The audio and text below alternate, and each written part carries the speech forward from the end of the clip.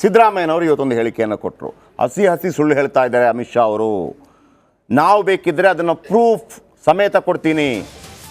ನಾನು ಬೇಕಿದ್ರೆ ಮತ್ತೆ ಅಮಿತ್ ಶಾ ವಿರುದ್ಧ ಮುಗಿಬಿದ್ದಿದ್ದಾರೆ ಸಿಎಂ ಸಿದ್ದರಾಮಯ್ಯನವರು. ಅಮಿತ್ ಶಾ ನಿನ್ನೆ ಬಂದು ಸುಳ್ಳು ಹೇಳಿ ಹೋಗಿದ್ದಾರೆ. ಈ ನಡುವೆ ಅನುದಾನ ಕಡಿತ ವಿಚಾರಕ್ಕೆ ಸಂಬಂಧಪಟ್ಟಾಗೆ ಕಾಂಗ್ರೆಸ್ ಡೆಲ್ಲಿಯಲ್ಲಿ ಹೋಗಿ ಕೂಡ ಬಹಳ ದೊಡ್ಡ ಮಟ್ಟದಲ್ಲಿ ಒಂದು ಪ್ರತಿಭಟನೆಯನ್ನು ಮಾಡ್ತು. ಅದಾದ ನಂತರ ಸುಪ್ರೀಂ ಕೋರ್ಟ್ಗೆ ಹೋಗ್ತು.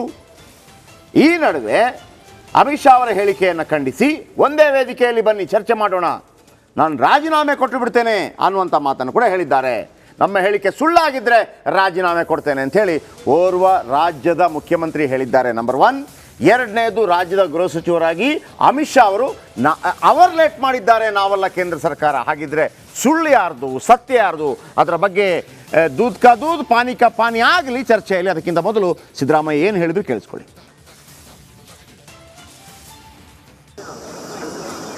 5 ತಿಂಗಳಾಯ್ತು ಇವರು ಬಂದು ರಿಪೋರ್ಟ್ ಕೊಟ್ಟು, ಸೆಂಟ್ರಲ್ ಟೀಮ್ ರಿಪೋರ್ಟ್ ಕೊಟ್ಟು 5 ತಿಂಗಳಾಯ್ತು. 5 ತಿಂಗಳಿಂದ ಮೀಟಿಂಗೂ ಕರೆದಿಲ್ಲ, ₹1 ಬಿಡುಗಡೆ ಮಾಡಿಲ್ಲ. ನಾನು ಹೇಳ್ತೀನಿ ಅಮಿತ್ ಶಾ ಅವರಿಗೆ, ಯಾಕೆ ಸುಳ್ಳು ಹೇಳ್ತೀರಿ, ಜನಗಳಿಗೆ ಸುಳ್ಳು ಮಾಹಿತಿ ಕೊಡ್ತೀರಿ? ಒಂದೇ ವೇಳಕ್ಕೆ ಬನ್ನಿ, ನಾವು ಸುಳ್ಳು ಹೇಳ್ತಾ ಇದ್ದೀರೋ ನೀವು ಸುಳ್ಳು ಹೇಳ್ತಾ ಇದ್ದೀರೋ ಚರ್ಚೆ ಆಗಲಿ. ಅದಕ್ಕೆ ಬರಕ್ಕೆ ಅಂತ ಕ್ರಮಿಲ್ಲ ಅವರಿಗೆ.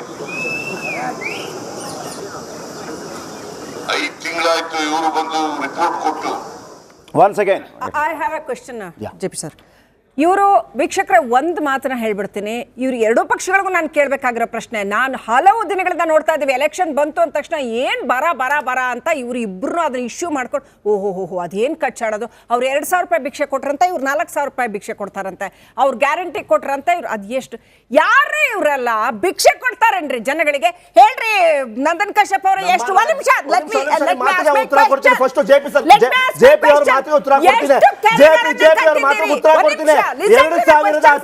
ರಾಜ್ಯದಲ್ಲಿ ತೀವ್ರ ನೆರೆ ಇತ್ತು.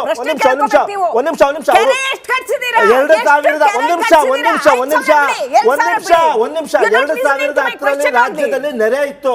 ರಾಯಚೂರು, ಬಳ್ಳಾರಿ, ಕೊಪ್ಪಳದಲ್ಲಿ ತೀವ್ರ ನೆರೆ ಇತ್ತು. ಅಂದಿನ ಪ್ರಧಾನಮಂತ್ರಿ ಒಂದ್ ನಿಮಿಷ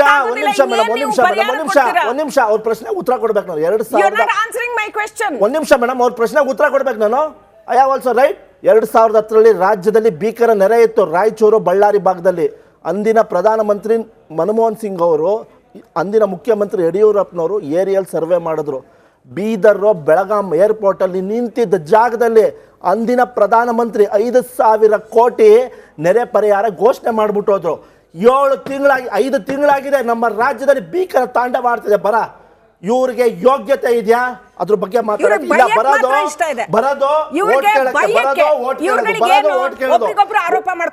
ಹೋದ ವರ್ಷ ಬಂದಿದ್ರು, ಓಟ್ ಕೇಳಿದ್ರು, ರಿಜೆಕ್ಟ್ ಮಾಡಿದ್ರು. ಇವಾಗ ಬಂದಿದ್ದಾರೆ. ಕೆರೆ ಎಷ್ಟು ಕಟ್ಸಿದ್ರಿ? ಎಷ್ಟು ಕೆರೆ ಕಟ್ಸಿದ್ರಿ? ಬಹಳ ಸಿಂಪಲ್ ಪ್ರಶ್ನೆ, ಎಷ್ಟು ಕೆರೆ ಕಟ್ಸಿದಿರಾ ಕಳೆದ 5 ವರ್ಷದಲ್ಲಿ? ಭಾರಿ ಸಿಂಪಲ್ ಪ್ರಶ್ನೆ. ಹೊಸ ಕೆರೆಗಳು ಎಷ್ಟು ಕಟ್ಸಿದಿರಾ?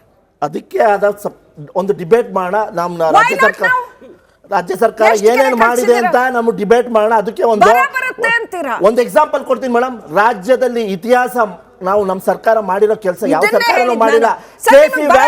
ಕೆಸಿ ವ್ಯಾಲಿ ಇದೆ UN ಅವರು ಬಂದ್ಬಿಟ್ಟು ಒಂದ್ ನಿಮಿಷ ಮೇಡಮ್, ನೀವು ಕೆರೆ ಎಷ್ಟು ನೀರು ತುಂಬಿಸಿದ ಉತ್ತರ ಕೊಡ್ತಾ ಇದೀವಿ. ಒಂದ್ ನಿಮಿಷ.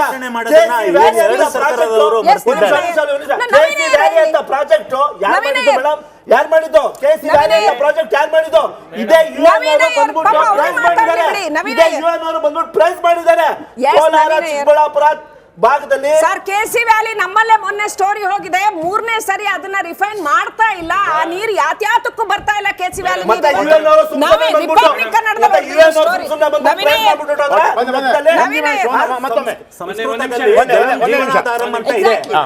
ಆದ್ರೆ ಅದನ್ನ ಇವತ್ತು ಕೇಂದ್ರ ಸರ್ಕಾರ ಆಗ್ಲಿ ರಾಜ್ಯ ಸರ್ಕಾರ ಆಗ್ಲಿ ಮರ್ತಿದ್ದಾರೆ. ಯಾಕಂದ್ರೆ ಜನರಿಗೆ ನೀರ್ ಬೇಕು ಸ್ವಾಮಿ, ಆ ನೀರ್ನ ಒದಗಿಸೋದನ್ನೇ ಮರ್ತಿದ್ದಾರೆ.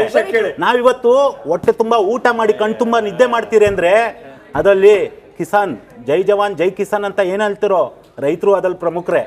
ರೈತರಿಗೆ ಏನ್ ಮಾಡ್ತಾ ಇದೀರಾ?